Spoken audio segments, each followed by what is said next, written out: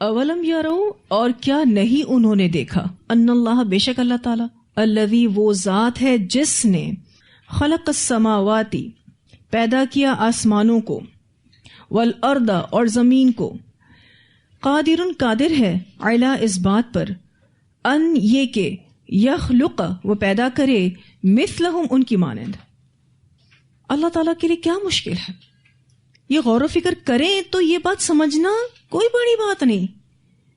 جو رب آسمانوں اور زمین کی پیدائش کو کر سکتا ہے، اس کے لیے کیا مشکل ہے انسان جیسی مخلوق کو پیدا کرنا؟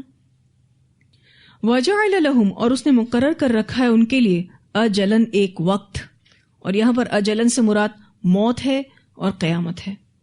لا ریب فی، کوئی شک نہیں جس میں۔ اچھا، یہ حصہ لا ریب فی ہم نے سورۃ البقرہ میں قرآن کے لیے پڑھا تھا۔ اللہ تعالیٰ فرماتے ہیں ذالک الکتاب لا ریب فی، اور یہاں پر یہ حصہ موت کے لیے اور قیامت کے لیے آیا ہے۔ تو آپ یوں کہہ سکتے ہیں کہ قرآن پاک میں 3 چیزوں کے لیے لا ریب فی آیا ہے، باقی آگے نہیں آئے گا ابھی دوبارہ۔ ایک قرآن کے لیے جو آپ نے سورۃ البقرہ میں پڑھا، اور یہاں موت اور قیامت کے لیے کوئی شک نہیں۔ فَأَبَا، تو انکار کیا، الظالمون، ظالموں نے، الا کفورا، مگر کفر کا۔ اتنی بڑی دلیل سن کر بھی انہوں نے انکار کیا، اور یہ کفر کرتے ہی جا رہے ہیں۔ دلیل دی نا اللہ تعالیٰ نے، اتنی بڑی دلیل سن کر بھی کوئی نہ مانے اور انکار کرے، اور سخت انکار کرے، تو پھر ایسا شخص تو ظالم ہے۔ قل، کہہ دیجئے، لو انتم، اگر تملکون، تم مالک ہوتے، خزائن، خزانوں کے، رحمت ربی، میرے رب کی رحمت کے۔ یہاں پر رحمت سے مراد رزق ہے، نبوت ہے، بارش ہے، ہر طرح کی نعمت آپ یہاں سے مراد لے سکتے ہیں۔ اذن، تب، لامسکتم، البتہ روک لیتے تم، خشیت الانفاق، خرچ ہو جانے کے ڈر سے، وکان الانسان قتورا، اور ہے انسان نہایت ہی بخیل۔ بخل انسانی طبیعت کا خاصہ ہے۔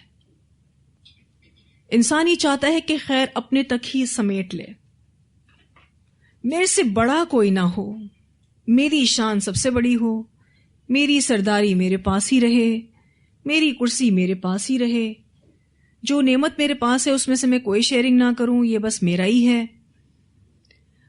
بڑی بڑی چیزوں میں تو انسان ہوتا ہی ہے بخیل، ایون چھوٹی چھوٹی چیزوں میں بھی بخیل ہو جاتا ہے۔ اللہ کے راستے میں دے ڈالنا بہت بڑی دلی وسعت کی علامت ہے۔ شیطان اس کے لیے دل میں ڈالتا ہے، نہ دو، تمہارے پاس نہیں بچے گا۔ تو یہاں اللہ تعالیٰ فرماتے ہیں کہ اے اللہ کے رسول صلی اللہ علیہ وسلم، آپ ان سے کہہ دیجئے کہ اگر تم مالک ہو خزانوں کے، میرے رب کی رحمت کے، یعنی اللہ تعالیٰ کی رحمت کے خزانے اگر تمہارے پاس ہوں، تب البتہ روک لیتے تم خرچ ہو جانے کے ڈر سے۔ یہاں آپ دیکھیں تو بیسیکلی نبی اکرم صلی اللہ علیہ وسلم کی جو مخالفت مشرکین کر رہے تھے اس کی طرف اشارہ ہے۔ مشرکین نبی اکرم صلی اللہ علیہ وسلم کی مخالفت اس لیے نہیں کرتے تھے کہ وہ آپ کو جھوٹا سمجھتے تھے، ان کو پتا تھا نبی اکرم صلی اللہ علیہ وسلم صادق ہیں۔ یہ آپ صلی اللہ علیہ وسلم کی مخالفت اس لیے نہیں کرتے تھے کہ ان کو دین کی بات سمجھ نہیں آتی، ان کو دین کی بات بھی سمجھ آتی تھی۔ آپ انشاءاللہ آگے پڑھیں گے، پوچھو ان مشرکین سے کس نے پیدا کیا آسمان اور زمین، وہ جواب دیں گے آپ کو، اللہ نے۔ پوچھو یہ کس نے کیا، پوچھو یہ کس نے کیا، تو جواب دیں گے اللہ تعالیٰ نے۔ دین کی بات ان کو سمجھ آتی تھی۔ اب یہ نبی اکرم صلی اللہ علیہ وسلم کا انکار پھر کس وجہ سے کرتے تھے؟ اس کی وجہ یہ تھی کہ ان کی سرداریاں چلی جائیں گی، ان کے جو عہدے ہیں وہ چلے جائیں گے، ایمان لانے کی وجہ سے بڑے کون بن جائیں گے؟ آپ صلی اللہ علیہ وسلم۔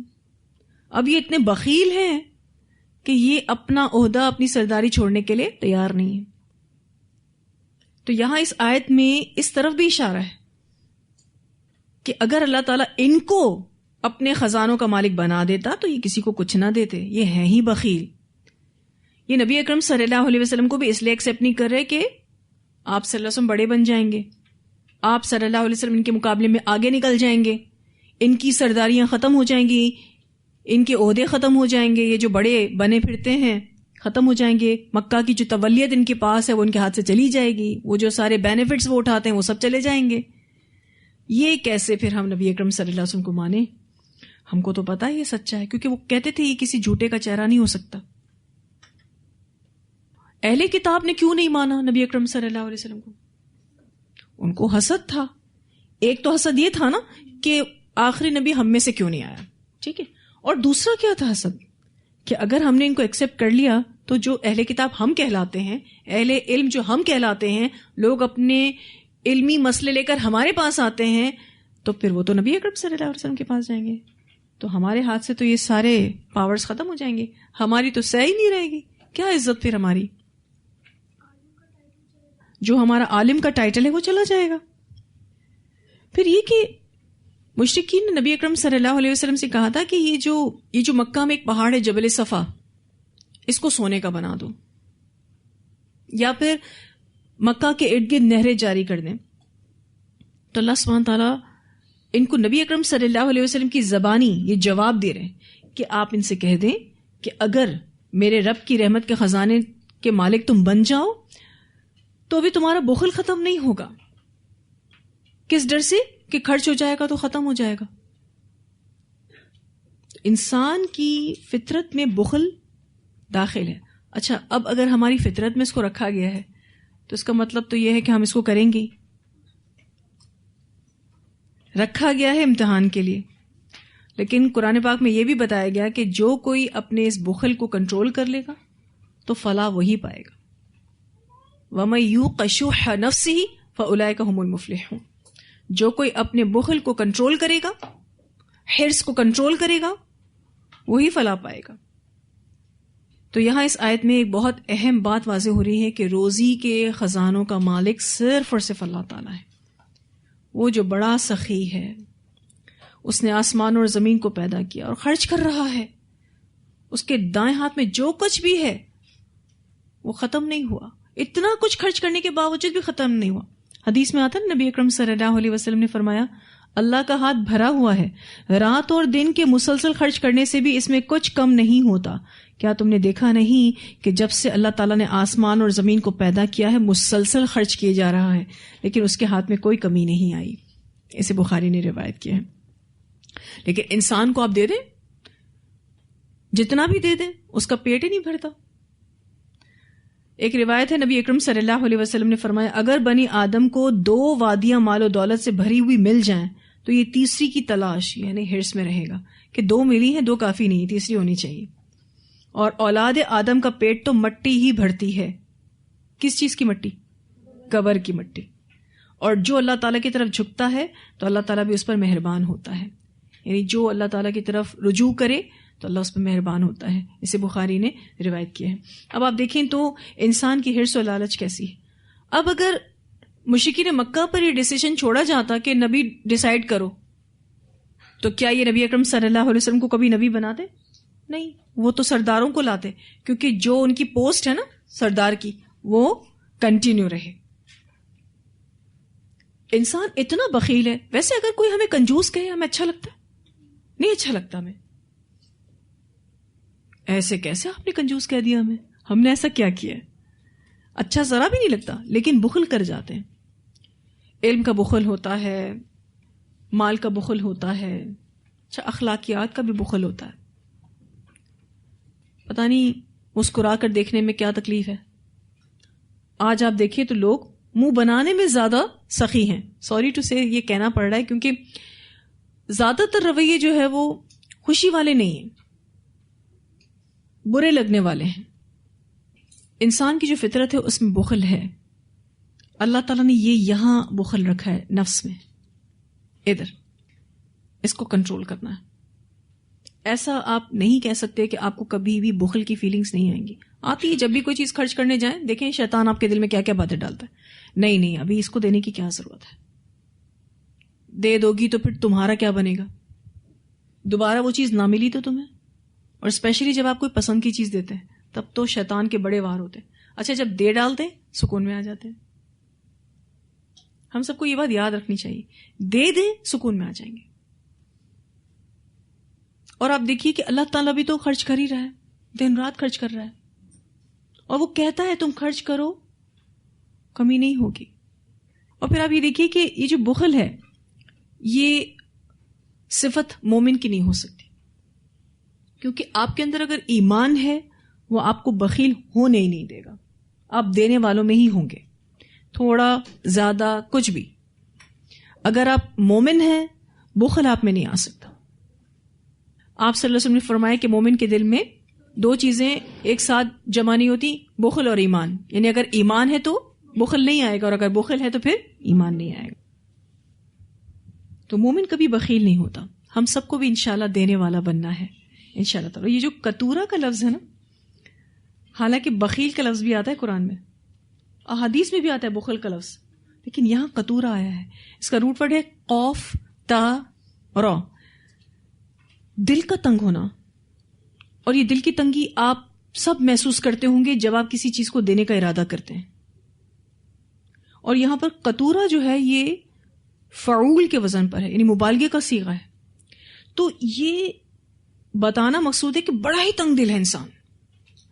یعنی صرف جملہ یوں نہیں ہے انسان بخیل ہے, انسان بہت بڑا بخیل ہے, بہت زیادہ بخیل ہے, یہ بتانا مقصود ہے. اتنی آیات کی تلاوت سنتے ہیں. وَمَا مَنَعَ النَّاسَ أَن يُؤْمِنُوا إِذْ جَاءَهُمُ الْهُدَى إِلَّا أَن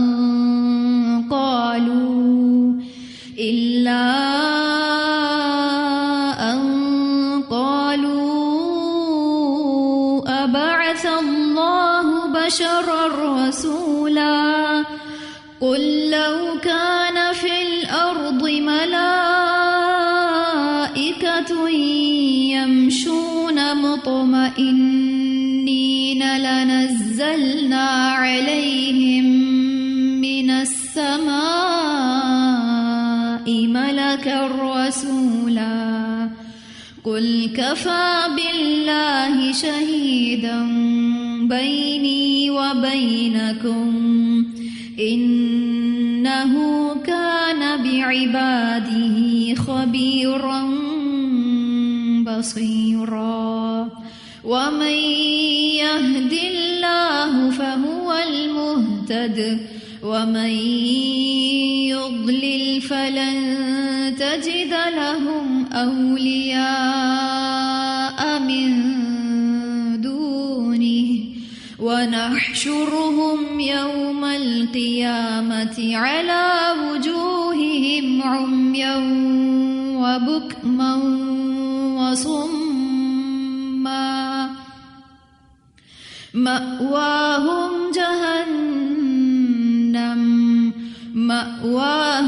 جَهَنَّمُ كُلَّمَا خَبَتْ زِدْنَاهُمْ سَعِيرًا ذَلِكَ جَزَاؤُهُم بِأَنَّهُمْ كَفَرُوا بِآيَاتِنَا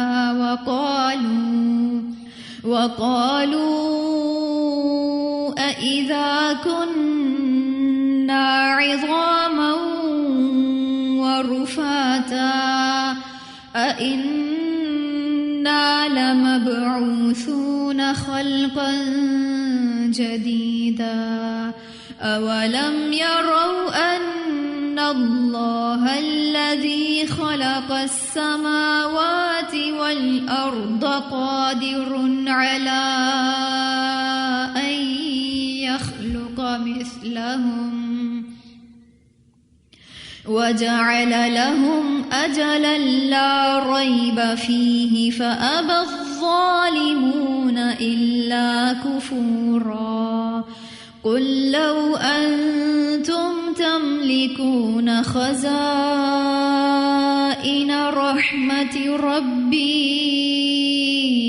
إِذًا لَّأَمْسَكْتُمْ خَشْيَةَ الْإِنفَاقِ وكان الإنسان قتورا.